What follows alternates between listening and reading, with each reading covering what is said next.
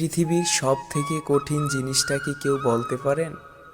অনেকে হয়তো বলবে ক্ষুধার যন্ত্রণা সহ্য করা, কেউ হয়তো বলবে সফল না হওয়ার অসম্ভব মুহূর্ত বরণ করা। কিন্তু আমি মনে করি এই পৃথিবীর কঠিন আর নির্মম বিষয়টার নাম হলো অভ্যাস।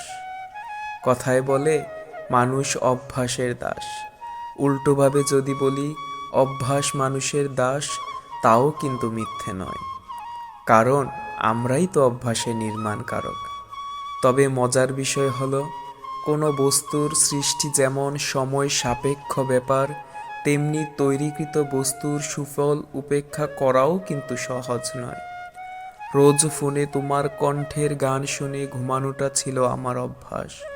তোমার হাত ধরে হাঁটা, রোজকার ঘটে যাওয়া সব তোমার সাথে শেয়ার করা, একই প্লেটে ফুচকা ভাগাভাগি করে খাওয়া, বাসে একে অন্যের কাঁধে মাথা রেখে ভ্রমণ উপভোগ করা, কিংবা তোমার সাথে করা ঝগড়ার আড়ালে থাকা খুনসুটিগুলো পরিণত হয়েছিল আমার অভ্যাসে।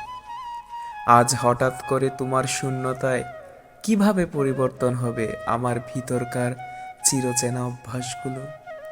চাইলেই কি সম্ভব রাতারাতি বদলে দেয়া তুমিময় প্রকৃতিকে? আসলে বাস্তবতা তো এটাই, আমরা মানুষ মরে যাওয়া সহ্য করতে পারি, কিন্তু চলে যাওয়া নয়।